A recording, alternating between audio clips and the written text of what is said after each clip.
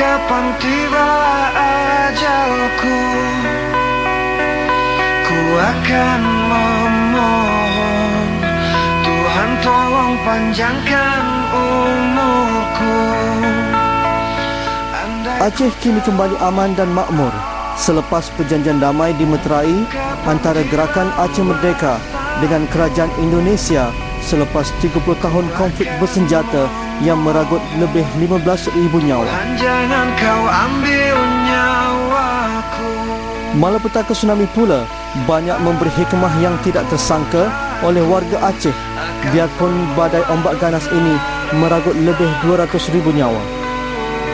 Warga Aceh dikenali sebagai satu kelompok bangsa yang mempunyai keazaman yang kuat dalam perjuangan mereka. Tunduk dan kalah tiada dalam kamus kehidupan bangsa pejuang ini.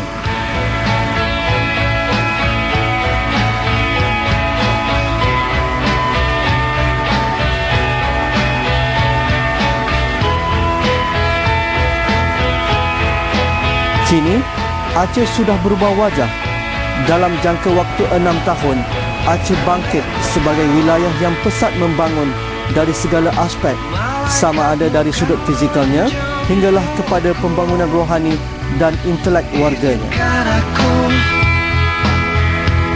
mengucap kata taubat padamu. Aku takut akan semua dosa-dosa. Pendidikan merupakan satu bidang penting untuk membangunkan sebuah negara bangsa.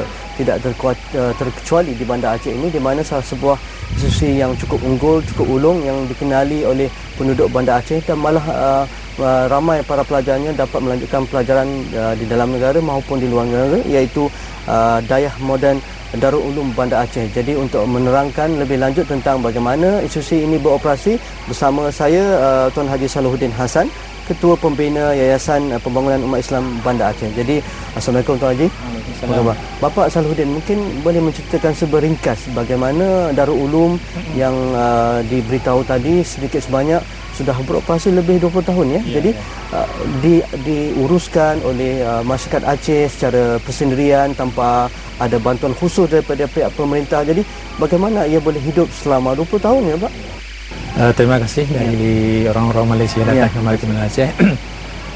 Dia dari dulu sudah berusia lebih kurang 20 tahun, yaitu tahun 90 mulai. Itu awal pertamanya memang masih perengkak-rengkak. Bahkan murid pertama kami terima atau santri yang pertama hanya 13 orang. 13 orang. Alhamdulillah sampai sekarang sudah menjadi 750 orang. Kami lebih banyak dengan berusaha sendiri dari uang santri, dari wali santri yang tiap bulan kita kutip, baik untuk operasional kemangkan ataupun dengan listrik dan sebagainya.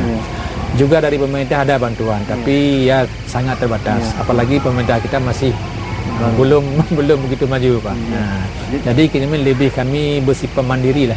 Mandiri. Alhamdulillah, biarpun mandiri kami sudah bersaing dengan sekolah-sekolah negara. Bahkan tahun ini waktu ujian akhir untuk sanawiyah tingkat pertama terbagus Sekota Bandar Aceh. Untuk SMP tingkat pertama terbagus Sekota Bandar Aceh. Alhamdulillah. Dan sudah hampir 5 tahun terakhir ini kita juara-juara pertama, Pak. Jadi artinya lulus 100%. Alhamdulillah. Tsunami telah membunuh beribu-ribu generasi Aceh dalam sekelip mata. Malah telah meletakkan generasi masa depan Aceh dalam keadaan serba tidak menentu pada ketika itu. Namun, di sebalik proses pembangunan semula Aceh yang sedang berlangsung, bidang pendidikan masih jauh ketinggalan. Malah bidang inilah antara yang terjejas teruk akibat peperangan dan tsunami. Kesungguhan dan ketulusan semua pihak dalam membangunkan semula kecemerlangan bidang pendidikan Aceh amat dinanti-nantikan.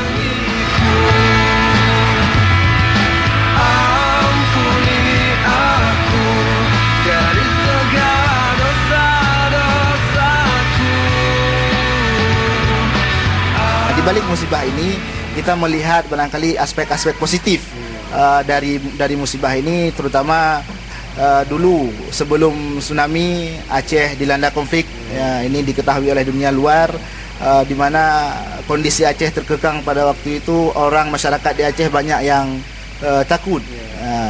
Ya, alhamdulillah dengan selepas tsunami terjadi tanda tangan MOU, perjanjian antara damai, dan banyak hikmah yang lainnya, diantaranya masuknya negara-negara asing memberikan bantuan ke Aceh, baik bantuan dalam bentuk infrastruktur maupun bantuan-bantuan dalam bentuk pendidikan. Ini yang sangat banyak sekali pada hari ini. Banyak masyarakat Aceh sekarang diberikan beasiswa oleh pemerintah yang sumber dananya barangkali dari NGO dan sebagainya. Mereka dikirim ke luar negeri untuk melanjutkan pendidikan. Penguasaan materi tidak hanya cukup ke penguasaan dunia saja, juga kita harus mendorong dia penguasaan tentang keilmuan ibadah mereka.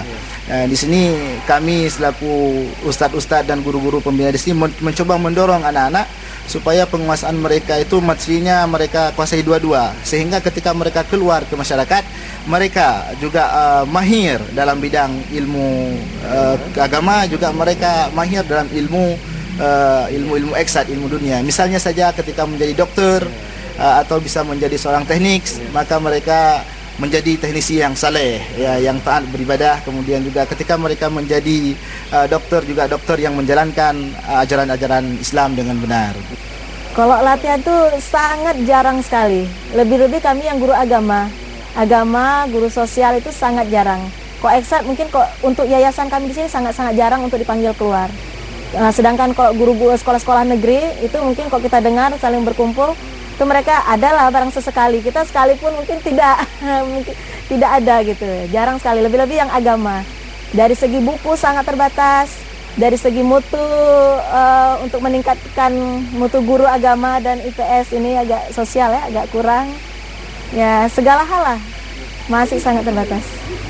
Siswa kurang kemampuan memang ada diberikan beasiswa, ya.